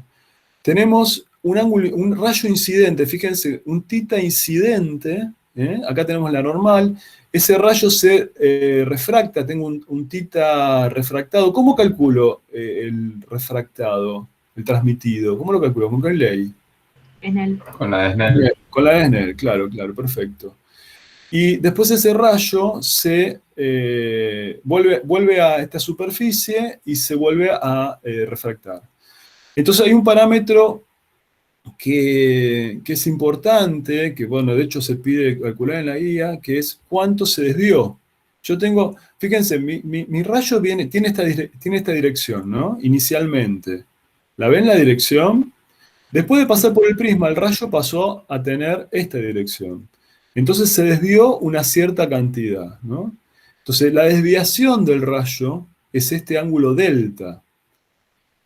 Acá hay todo un desarrollo que no quisiera hacer, no lo voy a hacer. Solamente contarles que lo importante es que cuando se logra la desviación mínima, esto créanmelo, esto también se demuestra lo que les voy a decir. La desviación mínima se logra cuando la desviación es simétrica de cada cara del prisma. Entonces, se puede determinar el índice de refracción en función de la desviación mínima y el ángulo del prisma. Esta es la expresión que uno va a tener que usar en los problemas. Si, por ejemplo, a mí me dicen, vos tenés un prisma de vidrio cuyo índice de refracción es 1,4, digamos, y el ángulo del prisma es 30 grados. ¿Cuál es la desviación mínima? Bueno, tenés que usar esta expresión. Venís acá, reemplazás los 30 grados, acá reemplazás el 1,4 y de acá despejás el delta mínimo. En todo caso, cuando hagamos un repaso, yo me comprometo a explicar esto. Me comprometo a explicar esto. No quiero explicarlo ahora, permítame no explicarlo para no perder tiempo. Porque vamos a estar un montón de tiempo con esto. Después lo hacemos. Bueno, las láminas paralelas es un poco lo que me había preguntado, me parece que Felipe. ¿Por qué no se da fenómeno de dispersión en láminas paralelas? Fíjense, lo que ocurre cuando tenemos una lámina paralela, si yo tengo un rayo de luz, ese rayo de luz se refracta, ¿sí? Se refracta usando la ley de Snell. Tengo un ángulo refractado, ¿está bien? Y se vuelve a refractar volviendo a usar la ley de Snell. Pero como los medios son los mismos y los ángulos son los mismos, lo único que se produce es que el ángulo incidente y el ángulo refractado total es el mismo. Y entonces lo único que va a pasar con una lámina paralela es que el haz no cambia su dirección. Lo único que hace es desviarse un poquitito, se desvía un poco, ¿ven? Acá tengo un ángulo, tengo un haz que está incidiendo sobre una lámina paralela, parte se refleja y parte se refracta. Esa parte que se refracta se vuelve a refractar y vemos que el haz refractado total y el haz incidente son paralelos. ¿Cuánto se desvía? Bueno, se desvía, tengo que determinarlo usando esta expresión, la desviación. O sea, este D que me da, ¿cuánto se desvió el haz? ¿Y de qué depende? Bueno, depende del espesor del vidrio, de la lámina paralela, del ángulo incidente y del ángulo refractado. Esto también tiene su demostración, que acá está un poquito explicada, está un poco explicada. Yo en el video, tengo un video que subí el cuatrimestre pasado, donde explico estas dos cosas. Mírenlo, igual si hay dudas lo vamos a explicar después. Me gustaría introducir ahora la segunda parte de la clase de hoy. No sé si vamos a llegar a dar todo, pero sí a dar algunas ideas de algo que me parece que es importante, que son los espejos esféricos. Perdón, ¿qué es I en la fórmula esa? El I es el ángulo incidente. Fíjate, acá está puesto, ¿ves? Es el θ incidente. Y R es el θ refractado. Ah, ok.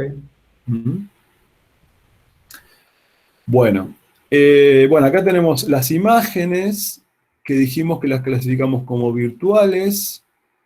Está formada por la proyección de los rayos reflejados o refractados en el dispositivo, en la lente o en el espejo o en la dioptra, ¿no? Nosotros lo que vimos hasta ahora fueron un espejo plano y una dioptra plana, que fue la dioptra agua-aire.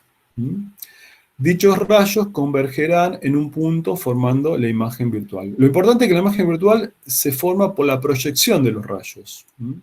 En cambio, las imágenes reales están formadas por los rayos reflejados o refractados en el dispositivo y se forman no por la proyección, sino por los propios rayos. Para ver una imagen real, en general, hay que colocar una pantalla en un lugar determinado. Y el ejemplo típico es la pantalla en el cine. La proyección sobre una pantalla. Bueno, acá tenemos un ejemplo. Miren, fíjense, esta imagen. Acá tenemos una señora, tenemos un lente, ¿no? un anteojo, y yo estoy de este lado, ¿no? Esta imagen que yo veo acá de la señora, que se ve más chiquitita, ¿no? ¿Es una imagen real o virtual? Virtual. Es una imagen virtual, claro, es una imagen virtual. O sea, la señora, el objeto señora, la cara de la señora está acá atrás. Y vemos a la cara más chiquita. Es una imagen virtual que es menor, de tamaño menor. En general las lentes, los espejos, curvos, esféricos, cambian el tamaño de las imágenes. Acá tenemos otro ejemplo. Esto quizás es el ejemplo más típico de una proyección, ¿no? Yo tengo un objeto luminoso, hago pasar la luz por una lente y produce una imagen que es una imagen real, porque está en una pantalla, ¿sí? Invertida, está al revés la imagen acá. Está al revés. Bueno, esto es un poco la clasificación de imágenes, que es importante, porque después vamos a usarlo bastante, esta idea de las imágenes. Son conceptos que tenemos que ir aprendiendo. Bueno, la segunda parte de la clase de hoy, que no la vamos a dar toda, tiene que ver con superficies esféricas, en particular con espejos. Fíjense, yo acá tengo un objeto, ¿sí? Tengo un espejo, pero ahora el espejo no es espejo plano.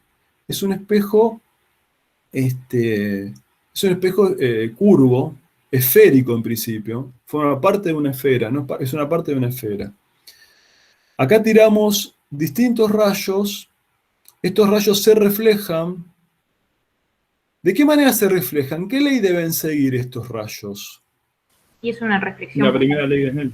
La primera ley de Snell, o sea, el ángulo incidente tiene que ser igual al ángulo reflejado, ¿no? Fíjense, estos rayos van a formar un punto, van a converger en un punto. Acá lo que veo es que convergen directamente a ese punto, ¿no? Entonces esto no aparece por la proyección de los rayos, sino que aparece por los propios rayos. Este es un ejemplo de una imagen real. Es una imagen real porque aparece por los propios rayos. ¿Está bien? Entonces, acá tengo un objeto, su imagen está, en este caso, ¿no? En este caso está más cerca. Pero ahí no se proyecta en ningún lado, ¿no? Bueno, en realidad, sí. Para verla bien la imagen, yo lo que tendría que hacer acá es poner una pantalla y ponerla de este lado. Si uno, esto lo sabe hacer Mario bien en el laboratorio, no sé si Mario estará escuchando, quizás no, pero bueno. Nosotros en el laboratorio de Física 1 de la facultad tenemos un dispositivo en el cual, si uno entrena bien, puede llegar a ver una imagen real en un punto en el aire. Se puede llegar a ver una imagen real, que sería esta situación. Pero bueno, en general las imágenes reales, para verlas bien, hay que poner una pantalla. Entonces, en este caso, habría que poner una pantalla y verla, por ejemplo, desde la derecha, desde acá, a la imagen real. Bueno, tenemos que definir algunas cosas que son importantes, ¿sí? Vamos a hablar de superficies esféricas, ¿sí? Si hablo de superficies esféricas, quiere decir que, bueno, esta superficie, que vamos a suponer que es espejada, o sea, es un espejo esto de acá, tiene un punto, el punto C, que es el centro de curvatura de esa esfera. Eso es una esfera, forma parte de un pedazo de esfera. El C es el centro de curvatura de la esfera. El punto, yo de acá tengo un eje, si ustedes quieren, acá tengo un eje. El punto donde toca el eje al dispositivo se lo llama habitualmente con el nombre de vértice. Nosotros habíamos dicho, yo tengo acá un objeto, vamos a llamar S a la posición, S o X, en la guía también lo van a ver como X, S a la posición a la que se encuentra el objeto, y S' o X' a la posición a la que se encuentra la imagen. ¿Está bien? Entonces tenemos el centro de curvatura, entiendan que es el centro de curvatura, es el centro de la esfera. ¿Sí? ¿Está claro eso? Sí, sí. Sí. Sí. Bueno, ¿el vértice qué es? El vértice es el punto donde el eje toca a mi dispositivo óptico. Ese es el vértice. A este eje a veces también se lo llama como eje principal o eje óptico. Entonces tenemos ciertos puntos. El centro de curvatura, perdónenme, el centro de curvatura, el vértice, la posición del objeto, la posición de la imagen. Tenemos algunos ángulos acá que ahora vamos a ver. Y nosotros, acá, cada libro tiene una manera de darle signos a la posición de los objetos, a la posición de las imágenes. Entonces, ustedes van a ver el C.S. Mansfield que tiene una convención. Un libro de óptica muy conocido que tiene otra. Nosotros vamos a usar esta convención de signos. ¿Qué quiere decir convención de signos? Bueno, quiere decir cómo vamos a nombrar a los signos, o mejor dicho, cómo vamos a asignar a los signos. El eje horizontal es positivo, fíjense esto, vamos a leer esto en detalle porque después lo vamos a usar un montón de veces. El eje horizontal es positivo en sentido contrario a la dirección de la luz. O sea, fíjense, yo tengo un eje horizontal acá, es este. Y tengo un eje vertical. Lo que dice esta convención de signos es que el eje horizontal es positivo en sentido contrario a la dirección de la luz. Yo acá tengo un objeto. El objeto emite luz. El dispositivo óptico está a la derecha. Entonces, ¿la luz en qué sentido va? ¿Derecha, izquierda o izquierda, derecha? De izquierda a derecha. Claro, la luz va de izquierda a derecha. Entonces voy a tener que, lamentablemente, toquetear de nuevo acá los colores. Esto. O sea, la luz, yo tengo que identificar esto. Esto lo voy a hacer en detalle porque siempre se hacen lío. O sea, la luz va de mi objeto al dispositivo óptico. ¿Qué es el dispositivo óptico? Al espejo. ¿Y cómo va? Va de la izquierda a la derecha. ¿Está bien eso? Esto identifíquenlo y márquenlo así en los primeros problemas. La luz va de la izquierda a la derecha. Entonces, las posiciones se miden desde el vértice. El vértice es posición 0. Ese es el origen de las posiciones. Y fíjense lo que dice acá.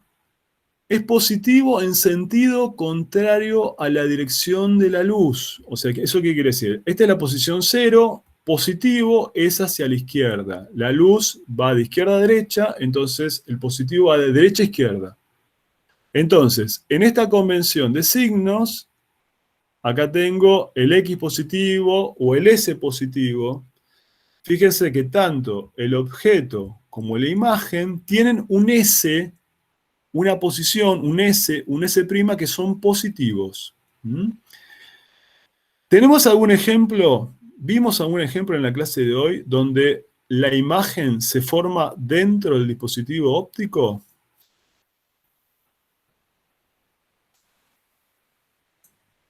El espejo, ¿no? El espejo. Entonces, si yo me paro frente al espejo, en su casa, ustedes se paran frente a un espejo, ¿no? Yo soy el objeto. Mi imagen está dentro del espejo. En la convención de signo que le estamos usando aquí, ¿qué signo tiene la imagen? El S'. Positivo. El S'. Negativa. Negativo. ¿Está bien? Yo estoy parado frente... Acá es otro espejo, ¿no? Estoy parado frente a un espejo plano. Mi imagen está acá. Mi imagen está adentro. ¿Está bien? La luz, el vértice está acá. Este es mi espejo plano. La luz, ¿cómo va? La luz va para allá, ¿no? Entonces, el positivo es en sentido contrario a la luz. La posición del objeto, la posición mía, ¿qué signo tiene? Positivo. Positivo. Por ejemplo, 2 metros. La posición, si yo tengo una posición, yo estoy frente a un espejo plano. Mi posición es 2 metros. ¿Cuál va a ser la posición de la imagen? Menos 2 metros. Menos 2 metros. ¿Está bien? ¿Está claro esto? Esto se los digo en detalle porque es la convención de signo que vamos a hacer en la cátedra. Todos los problemas y todos los ejercicios que van a resolver en los parciales y en los coloquios tienen que usar esta convención. Se los digo porque en CSMASCII, por ejemplo, hay otra convención que es mucho más, para mí es más complicada. Esta es mucho más simple.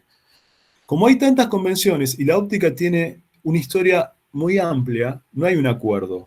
El acuerdo que vamos a tomar en la cátedra es este. ¿Por ¿Sí? qué acá en un espejo no hay una imagen virtual también? Sí, ahora vamos a ver que hay imágenes virtuales. No creo que lleguemos a verlo hoy, pero vamos a ver que frente a un espejo esférico vamos a ver distintos tipos de imágenes.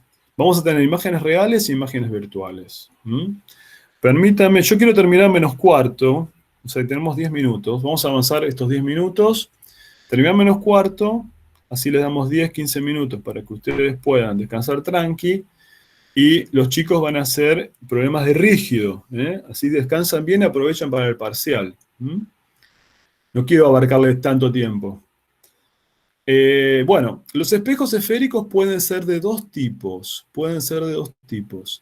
Los que vamos a llamar cóncavos y los que vamos a llamar convexos. Los cóncavos, ¿sí? Son los que... Estos, por ejemplo, son los cóncavos. Estos son espejos cóncavos. Estos son espejos convexos. En general, es un lío acordarse de eso, ¿no? ¿Ustedes se acuerdan que es un cóncavo y que es cóncavo y que es convexo? Sí, se usa bastante con matemática también. Ah, bueno.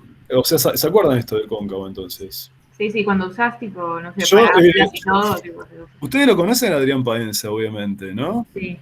Ustedes saben que es doctor en matemática, ¿o no? Sí. Es periodista, doctor en matemática, para mí es un genio y es un excelente docente. Para mí es un referente que yo tengo como docencia. Yo lo tuve en exactas, yo soy físico, lo tuve en una materia básica de exactas. ¿En serio? No, qué copado. Yo lo miraba todas las tardes tomando la merienda cuando tenía, no sé, 7 años. Sí, yo lo tuve, es periodista deportivo también. Yo lo tuve en una materia que es Análisis 1, cuando no estaba el CBC. Ya eso muestra mi edad, ¿no? Y me acuerdo que Análisis 1 es una materia muy pesada, pero haberla cursado con él fue genial, porque el tipo es buenísimo. Bueno, una cosa que me acuerdo que siempre la digo porque cuando explicó convexidad y convexidad de las curvas, él dijo, Acuérdense que cóncavo es un plato de sopa. Entonces siempre me acuerdo de eso. O sea, una superficie cóncava es algo que abarca sopa. Sí, la que no falla también es tipo carita triste y carita feliz. Eso también También. fue en la secundaria. Esa es la que va. También. Bueno, entonces, lo que quiero mostrarles o contarles es que en los espejos cóncavos el centro de curvatura está a la izquierda, del lado que viene la luz. ¿Está bien? En cambio, en los espejos convexos, el centro de curvatura está a la izquierda. Entonces acá tenemos una primera diferencia entre los espejos cóncavos y los espejos convexos. Los centros de curvatura están en un lado o en el otro. Una característica muy importante de los espejos... Entonces, P siempre que queda al lado positivo, o el lado positivo depende de... No, eso depende. Ahora vamos, permitime ponerlo en duda. En general, el P son objetos reales. ¿Está bien? Perdón, estoy diciendo cualquier cosa. Cuando yo tengo un objeto real, el P, o mejor dicho, la posición de mi objeto es positiva. ¿Puedo tener objetos virtuales? Sí, vamos a ver, después lo vamos a ver bien. Puedo tener objetos virtuales. ¿Qué quiere decir un objeto virtual? Un objeto virtual quiere decir un objeto que está dentro de un dispositivo óptico. Pero no quiero complicarles la vida ahora con eso. Solamente decirles que en los espejos cóncavos, en realidad en los espejos esféricos en general, un parámetro fundamental de esos espejos es el radio de la esfera. El radio es muy importante. Caracteriza al espejo, ¿no? Lo interesante es que en los espejos cóncavos, por la convención de signos que estamos tomando, el radio es un número positivo. En cambio, en los espejos convexos, el radio es un número negativo. Por la convención de signos que tomamos, ¿no? Que decir, bueno, acá está el vértice, es positivo para allá. Entonces, decirles eso, la diferencia entre los espejos cóncavos y convexos. ¿Sí? Bueno, acá tenemos una expresión que vamos a analizar. Esto sí me gustaría darlo en detalle. Vamos a tratar de terminar -4, -10. Vamos a explicar un poquito la idea de una demostración. Lo que nosotros vamos a hacer en óptica geométrica es poner objetos frente a distintos dispositivos ópticos. Básicamente, por ejemplo, espejos, por ejemplo, lentes. Entonces, cuando yo pongo un objeto frente a un dispositivo óptico, en general me va a dar una imagen. Esa imagen puede tener distintas características. Puede ser real, virtual, puede ser más grande, más chica. Me puede aumentar la imagen, me puede disminuir, me la puede invertir. Entonces, nosotros lo que vamos a hacer básicamente es conocer, a partir del objeto, dónde se encuentra la imagen. Y hay dos maneras de hacerlo. Hay una manera de hacerlo analíticamente y hay una manera de hacerlo gráficamente. Eso es lo que vamos a ir aprendiendo en estas clases, ¿sí? Lo que voy a mostrarles ahora es una demostración de cómo se puede calcular, o mejor dicho, o cómo se determina la posición de la imagen a partir de la posición del objeto para un espejo esférico. ¿Sí? Vamos a encontrar una fórmula, una formulita que van a usar ustedes en los problemas, y que vamos a usarla para resolver la posición de las imágenes. Esa fórmula se llama fórmula de Descartes, ¿no? De Descartes. Leyéndolo, en francés se dice Descartes, ¿no? Descartes. Y para eso, lo que quiero que ustedes vean, vamos a tomar esta situación. Yo tengo un objeto real, voy a tomar un rayo de ese objeto real, que incide sobre el espejo, se refleja, cumpliendo la ley de reflexión. El ángulo incidente tiene que ser igual al ángulo reflejado, ¿sí? Y ahí tenemos el haz reflejado, ¿sí? Y vamos a trazar otro rayo. Estamos trazando dos rayos acá. Un rayo incidente que se refleja así y un rayo que incide normalmente. El rayo que incide normalmente, ¿por dónde se refleja? Por el mismo sentido del que incidió. Claro, claro, en la misma dirección, sentido contrario, ¿no? Entonces, yo tengo un rayo incidente que se refleja por acá, tengo otro rayo incidente, perdón, que se refleja sobre sí mismo, y fíjense, ¿qué vemos con los rayos reflejados? Los rayos reflejados se cortan en un punto. Donde se cortan esos dos rayos es la posición de la imagen. O sea, este objeto, que es un objeto real, da una imagen que es una imagen real. Llamamos S a la posición del objeto real y S' a la posición de la imagen. En este caso, por cómo está este problema, esas dos magnitudes son positivas. Quiero que miren que acá tengo un triángulo. Miren, vamos a ver este triángulo. ¿Lo ven? Lo voy a marcar en otro color para que vean. Vamos a marcar los dos triángulos. Tengo este triángulo, no sé si se ve. ¿Lo ven este triángulo? Este triángulo tiene un ángulo alfa, un ángulo tita, y este ángulo de acá, que ¿cuánto vale si esto es phi? ¿Cuánto vale? 180 menos pi. Claro, entonces, alfa más tita más 180 menos phi es pi.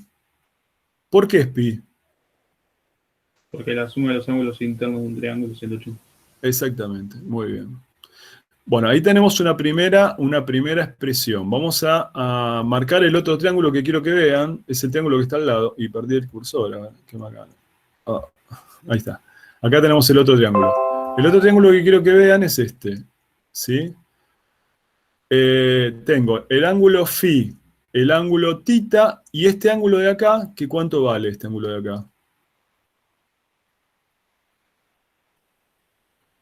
180 menos beta. Exactamente. Entonces, de nuevo, phi más tita más 180 menos beta es 180, o sea, pi. Entonces, si ahora resto estas dos ecuaciones, saco alfa. Bueno, voy a restar, ¿no? Si resto, fíjense que la parte de pi se va. ¿No es cierto que se va la parte de pi si resto ecuaciones? Todo esto lo tacho. ¿Y qué otra cosa se va? Bueno, se va el tita, porque está sumando en los dos términos. ¿Y qué me queda? Me queda alfa menos phi. Y esta ecuación la tengo que restar. Entonces me queda menos phi más beta. Y esto que tiene que ser igual a 0. ¿Sí?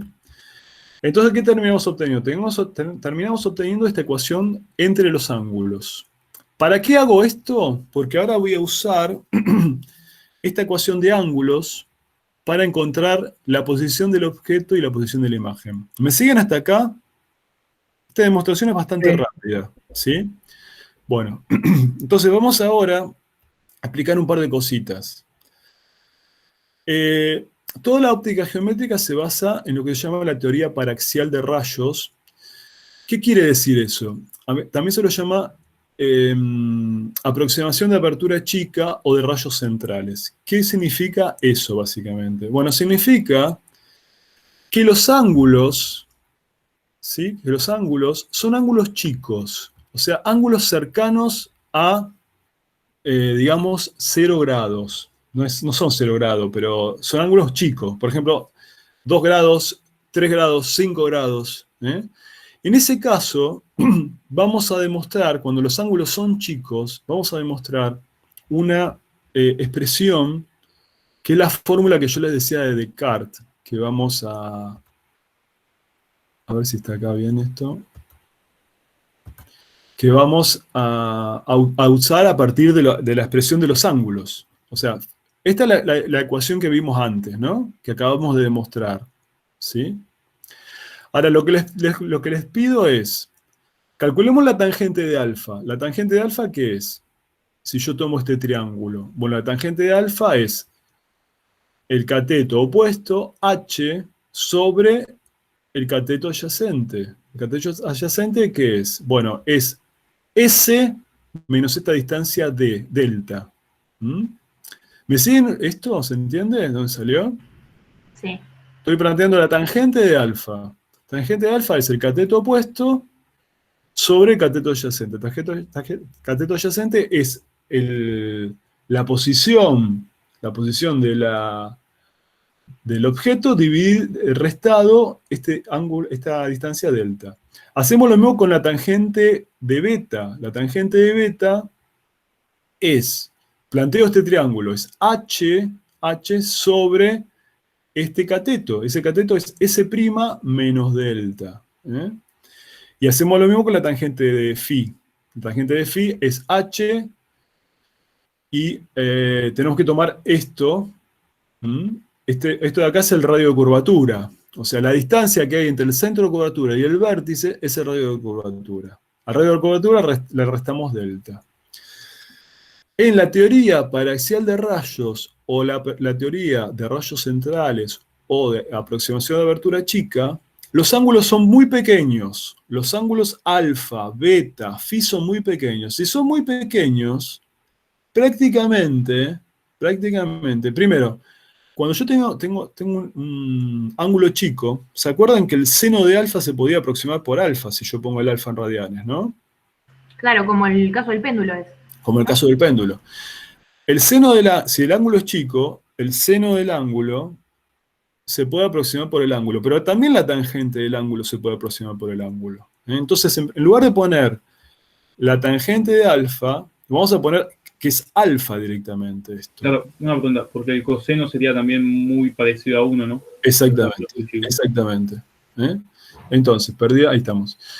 La tangente de beta la aproximo por beta, la tangente de phi la aproximo por phi. Pero si los ángulos son muy chicos, fíjense, la altura está muy pegada al vértice. Entonces este delta prácticamente es cero. ¿Está bien? Prácticamente es cero. Entonces lo interesante es que la tangente de alfa la aproximo por alfa. Pero alfa lo puedo poner como h sobre s. La tangente de beta la aproximo por beta, pero beta la pongo como h sobre s'. Y la tangente de phi la aproximo por phi, pero al phi lo pongo como h sobre r. Entonces, si reemplazo acá estas identidades, acuérdense que estos ángulos hay que ponerlos radianes, ¿no? Si repaso estas identidades, llegamos a esta expresión, que es la ecuación de Descartes, o Descartes en castellano bruto.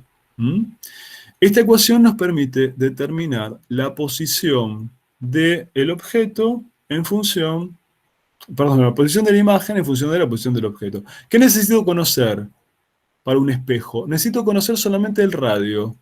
Si yo conozco el radio de curvatura, conozco la posición del objeto, voy a esa expresión, a la ecuación de Descartes, y saco la posición de la imagen. ¿Está bien? ¿Me siguen hasta acá? Profe, una pregunta. ¿Y con el mismo radio nos vamos a dar cuenta si es convexo o cóncavo? O sea, Con el radio, claro, si a vos te dicen, usted tiene un radio, un espejo cóncavo de radio 10 centímetros, ¿qué signo le vas a poner al radio? positivo. Positivo. O sea, Y si me dicen un espejo cóncavo de radio 5 centímetros, pues a mí no me van a dar el signo. se lo asigno yo. Se lo tenés que asignar vos. Dale. Bueno, chicos, yo no quiero superponerme con la práctica, porque después nosotros nos peleamos por darles clase a ustedes. Entonces, como este tema es un tema que tenemos que ir aprendiendo de a poco, ustedes están con la cabeza en cuerpo rígido, vamos a dejar acá. Yo tenía más cosas para dar hoy, pero prefiero dejar acá, que ustedes descansen estos 10 minutos, así a las 11, ustedes pueden empezar, 11 y 5, pueden empezar con la clase práctica. Dale, buenísimo. ¿De acuerdo? Sí, así Dale, es. gracias.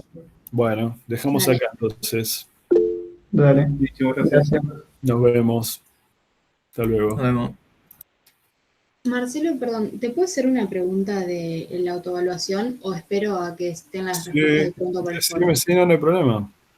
Hay un ejercicio, es medio teórico, el de la plataforma, que es justamente lo que en realidad hablamos la clase pasada. Pero bueno, en este caso dice que la plataforma al principio está en reposo. Sí. Con un eje vertical, o sea que el L se va a mantener constante porque no hay un torque externo. No sé si, porque, tipo, yo por intuición, me pregunta qué pasa al final cuando un tipo parado en el borde empieza a caminar y se para.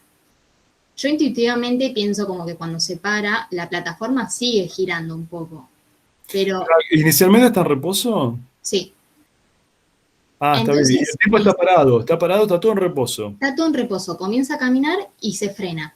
O sea, yo ahí, nada, me imagino como que la plataforma sigue, pero cuando planteo las ecuaciones, necesariamente el L final va a tener que ser igual al inicial. Sí. O sea que no me queda otra que sea 0. Sí. Se va a terminar frenando. O sea, es como raro pensarlo, pero se termina frenando igual como en el principio. Sí. Ah, ok. ¿No sería como el ejemplo del gato también? Que empieza a girar la cola y cuando frena la cola, el gato también frena, digamos. Muy bien, Nicolás. Sí, Claro. Tiene razón, Nicolás. Está perfecto. Muy buen ejemplo, Nicolás. Sí, con ese ejemplo está bueno. Es verdad, no lo había pensado así. Si no, también lo había pensado como la cinta de correr. O sea, vos cuando estás parado, entras a correr con la cinta, ponele que no tiene motor, y cuando, nada, te frenás, necesariamente la cinta se tiene que frenar. O sea, Sí. Perfecto. Listo, lo pienso así entonces. Gracias. Sí. De nada. Bueno, descansen un ratito y a las 11 calculo que empezamos con la práctica.